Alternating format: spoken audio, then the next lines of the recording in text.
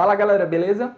Você sabe como funciona o cancelamento ativo de ruído de um fone de ouvido? Não?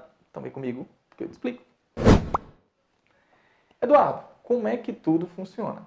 Vamos lá. Eu desenhei para você um fone de ouvido com as ondas se propagando e passando por dentro desse fone de ouvido. As duas ondas, as principais em que devemos nos concentrar para entender a situação. A onda produzida pelo ambiente externo, portanto, o ruído, que aqui está representada em vermelho, e a onda produzida pelo fone de ouvido, produzida com as mesmas características, as características principais, amplitude e frequência, e perceba que está em fase oposta, ela é defasada em 180 graus, que aqui ela é produzida em verde. São essas ondas que sofrem uma interferência destrutiva e através dessa interferência o ruído ele é reduzido. A intensidade sonora termina diminuindo e você termina escutando melhor o próprio som produzido pelo fone de ouvido, que eu não representei na figura, porque eu quero que você se concentre justamente na onda produzida pelo ambiente externo e na onda produzida pelo fone de ouvido, para que a onda produzida do ambiente externo seja cancelada, ou seja, a vermelha e a verde. Mas Eduardo, dá uma aprofundada, explica melhor como é que tudo funciona. Vamos lá. Foi o que eu fiz aqui para você. Nós temos a haste do fone de ouvido, a região central, que tem um processador que faz tudo acontecer, e uma pequena tuita. Aquela cápsula externa, geralmente ela vem siliconada, né? Ela vem de silicone ou de borracha, que serve para direcionar o local para onde você tenta reproduzir o som depois que você bota o fone no ouvido externo. E uma fonte sonora que eu coloquei no ambiente externo. Essa fonte sonora produz o nosso ruído.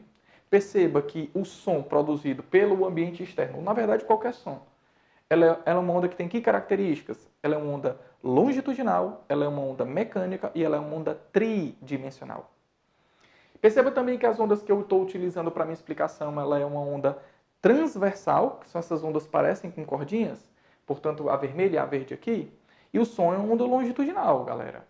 Mas isso aqui é uma prática muito comum, utilizada por todos nós professores, porque você, aluno, consegue enxergar com mais facilidade as características da onda. Amplitude, frequência, comprimento de onda, quando a onda é transversal, ou seja, quando a onda tem esse formato de cordinha. Tá bom? Aí vamos lá. Esse ruído, interprete uma fonte sonora qualquer produzindo onda sonora com determinadas características. Amplitude, frequência, comprimento de onda. Essa onda sonora, quando ela atinge o teu fone de ouvido, o fone de ouvido ele vem com um microfone externo, que é onde dá o início de toda a captação do som para criar a outra onda sonora para que a interferência seja provocada. Esse microfone externo ele tem uma função: captar a onda sonora que vem do ambiente externo, portanto do ruído, e essa captação ela tem uma função principal com duas características da onda: frequência e amplitude. Quando essa onda é captada através de um pulso elétrico, ou seja, através de corrente elétrica via cabo, esses dados são transportados. Que dados, Eduardo? Frequência e amplitude da onda sonora produzida pelo ambiente externo. Esses dados são transportados via cabo, portanto, à velocidade de uma corrente elétrica. Então, é muito mais rápido do que o som. Ou seja, a informação processada pelo microfone e enviada a um processador dentro do fone de ouvido, na verdade, se desloca a uma velocidade maior do que o próprio som, já que é a velocidade de uma corrente elétrica.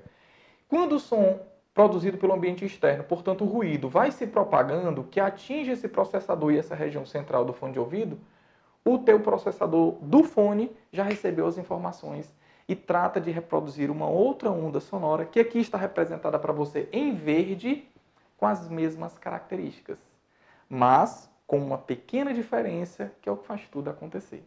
Eduardo, que mesmas características? Primeiro, mesma amplitude, você percebe que aqui em vermelho, o ruído. E em verde, a onda sonora produzida pelo próprio fone de ouvido que vai provocar a interferência. Perceba que elas têm a mesma amplitude.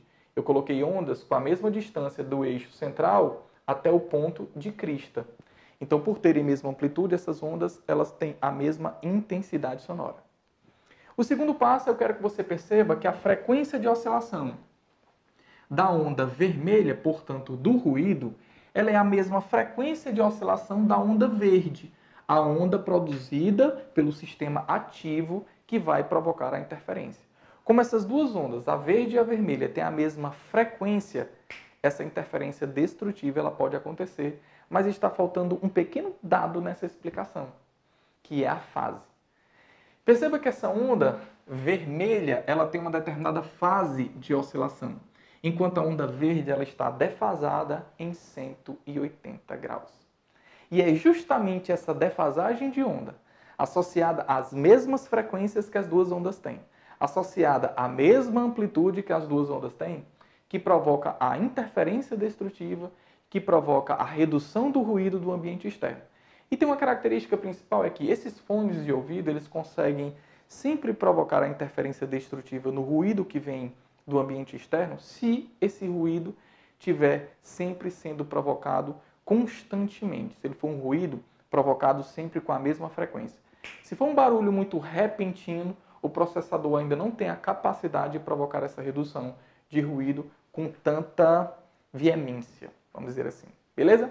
Bem, eu fico por aqui, espero eu ter lhe ajudado. Um abraço a todos e até a próxima.